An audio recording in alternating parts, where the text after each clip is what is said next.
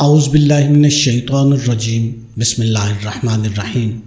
محترم ناظرین، آپ کی جیبیں خالی ہو چکی ہیں، آپ پر قرضے کا بوجھ ہے، آپ کا کاروبار ختم ہو گیا ہے، زندگی میں مشکلات آ چکی ہیں۔ زندگی تو گزر رہی ہے لیکن وہ پہلی والی بات نہیں رہی۔ اب جو ہے نا، کچھ دولت کی آپ کے پاس کمی ہے۔ آپ نے زندگی میں کبھی خوشحالی نہیں دیکھی۔ جب سے پیدا ہوئے ہیں، جب سے آپ نے ہوش سنبھالا ہے، آپ مشکلات دیکھ رہے ہیں۔ آپ کی زندگی میں کبھی آسانیاں آئی ہی نہیں ہیں۔ یا ایسے لوگ بھی ہیں کہ پہلے حالات ٹھیک تھے، پہلے نظام ٹھیک چل رہا تھا، پتہ نہیں ایک دم سے کیا ہوا، کس کی نظر لگ گئی۔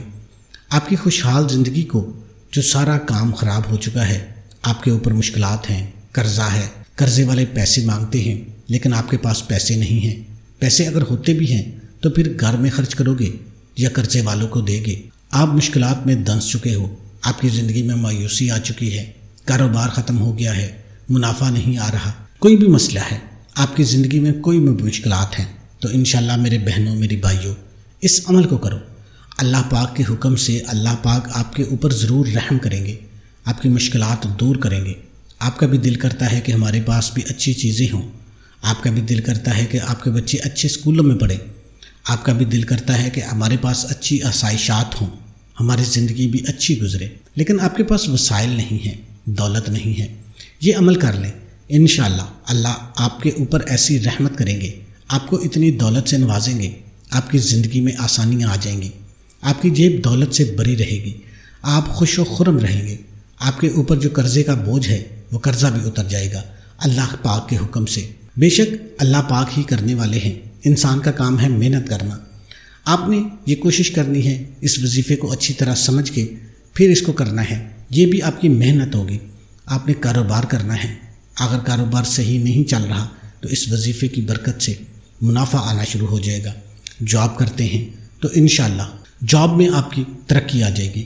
روزگار کے وسائل نہیں ہیں تو انشاءاللہ ایسے غیبی اسباب پیدا ہو جائیں گے کہ آپ کا روزگار بھی چل پڑے گا۔ تو محترم ناظرین، اس کا طریقہ کار آپ اچھے طریقے سے سمجھ لیجئے۔ اکثر لوگ کمنٹ میں پوچھتے ہیں کہ پہلے کوئی وظیفہ کرتے ہیں، کوئی تسبیح کرتے ہیں تو اس کے بعد نقصان تو نہیں ہوتا؟ تو یہ بات ذہن سے نکال دیں۔ آپ ایک ساتھ چاہے 10 وظیفے کر لیں، 20 وظیفے کر لیں، پہلے کوئی تسبیح یا وظیفہ کرتے ہیں کسی نماز کے بعد تو اس کے فوراً بعد بھی آپ اس وظیفے کو کر سکتے ہیں، 1 گھنٹے بعد بھی کر سکتے ہیں، جب بھی آپ کو وقت ملے آپ اس عمل کو کر سکتے ہیں۔ کہنے سے مراد یہ ہے کہ آپ بھلے 40 وظیفے روزانہ کریں، آپ کر سکتے ہیں، اس میں کوئی پابندی نہیں ہے، کوئی نقصان نہیں ہے۔ اکٹھے کرنے چاہیں تو اکٹھے ہی کر لیں، اس میں فائدہ ہی فائدہ ہے، کیونکہ اللہ پاک کا نام ہوتا ہے، درود شریف ہوتا ہے، اللہ کی پاک کلام ہوتی ہے۔ تو آپ نے یہ جو عمل میں آپ کو بتا رہا ہوں، آپ کسی بھی نماز کے بعد کرنا چاہیں، نماز کے بعد آپ کو وقت نہیں ملتا، اس کے علاوہ بھی آپ کسی بھی وقت اس عمل کو کر سکتے ہیں۔ مرد عورت دونوں کر سکتے ہیں، کوئی پابندی نہیں ہے۔ عورتیں خاص ایام میں اس کو کر سکتی ہیں۔ آپ نے وضو نہیں کرنا، کسی پاک چیز کو آپ نے ہاتھ نہیں لگانا، زبان ہمیشہ پاک ہوتی ہے، آپ نے زبان سے کلمات ادا کرنے ہیں۔ آپ تسبیح نہ پکڑیں، اس کے علاوہ آپ جائے نماز پہ نہ بیٹھیں، آپ کرسی پہ بیٹھ کے اس عمل کو کر لیں، دل میں شمار کر لیں، ہاتھ کی انگلیوں پر شمار کر لیں، یہ آپ کی مرضی ہے۔ آپ نے سب سے پہلے اعوذ باللہ من الشیطان الرجیم بسم اللہ الرحمن الرحیم دونوں کو ملا کر آپ نے 7 مرتبہ پڑھنا ہے۔ اس کے بعد آپ نے درود شریف پڑھنا ہے، اللہم صلی علی محمد وعلی آل محمد کما صلیت علی ابراہیم وعلی آل ابراہیم انک حمید مجید، اللہم بارک علی محمد وعلی آل محمد کما بارکت علی ابراہیم وعلی آل ابراہیم انک حمید مجید۔ یہ درود ابراہیمی آپ پڑھنا چاہیں تو یہ پڑھ لیں۔ اس کے علاوہ آپ کوئی بھی درود شریف پڑھ سکتے ہیں، چاہے صلی اللہ علیہ وآلہ وسلم پڑھ لیں۔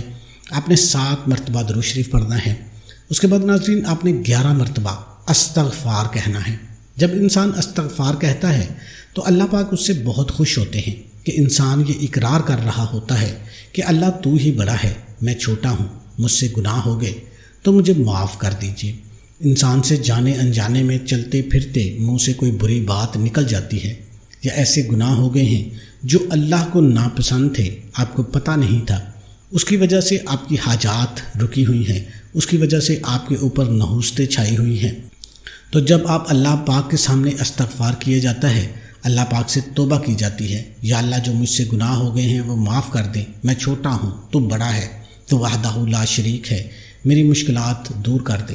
یہ انسان کی نیت ہونی چاہیے۔ جب آپ نے استغفار کرنا ہے تو یہی نیت آپ نے رکھنی ہے کہ یا اللہ جانے انجانے میں مجھ سے جو بھی گناہ ہو گئے ہیں، جو بول کے ہوئے ہیں، جو جان کے ہوئے ہیں، تو ان کو معاف کر دے، تو معافی کو پسند کرتا ہے۔ انشاءاللہ اس عمل کی برکت سے آپ کی جو دعائیں ہیں وہ قبول ہونا شروع ہو جائیں گی۔ جب سٹارٹ میں آپ استغفر اللہ 11 بار پڑھ لیں گے تو اس وظیفے کی کامیابی پر مہر لگ جائے گی۔ اس کے بعد آپ نے اس تسبیح کو کیسے کرنا ہے؟ آپ نے اس کے بعد 14 مرتبہ سورہ کوثر کو پڑھنا ہے۔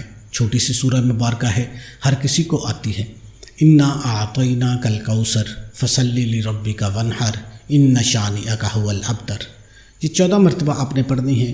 اس کے بعد آپ نے اللہ کا ایک ذاتی نام ہے یا اللہ، اور 2 صفاتی نام ہے یا رزاق یا وہاب، ان کی ایک خاص ترتیب ہے، آپ وہ سمجھ لیں۔ ایک بار آپ نے یا اللہ کہنا ہے اور 2 بار آپ نے یا رزاق یا وہاب پڑھنا ہے، یعنی کہ ایک دفعہ آپ نے پہلے یا اللہ کہہ لیا، اس کے بعد آپ نے یا رزاق یا وہاب، یا رزاق یا وہاب، اس کے بعد دوبارہ پھر یا اللہ، پھر یا رزاق یا وہاب، یا رزاق یا وہاب۔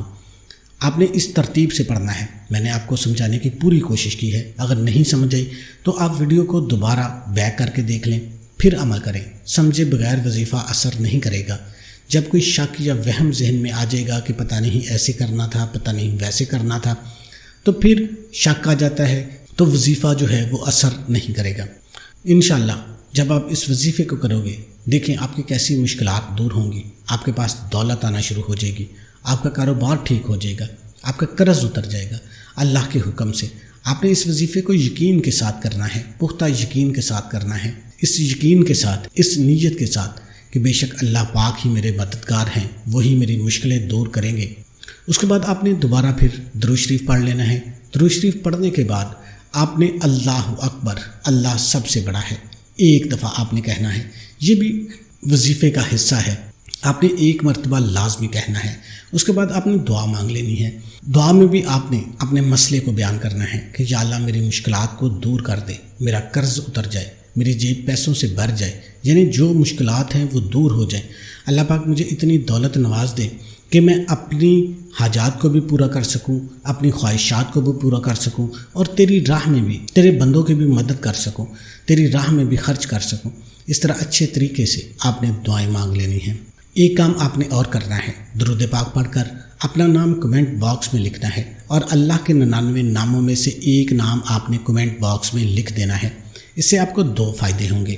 ایک، اس وظیفے کی آپ کو اجازت مل جائے گی۔ دوسرا، جو درود شریف کی خاص دعا ہوتی ہے اس میں بھی آپ کے لیے دعا کی جاتی ہے۔ اللہ پاک آپ کا حامی و ناصر ہو۔ السلام علیکم ورحمۃ اللہ۔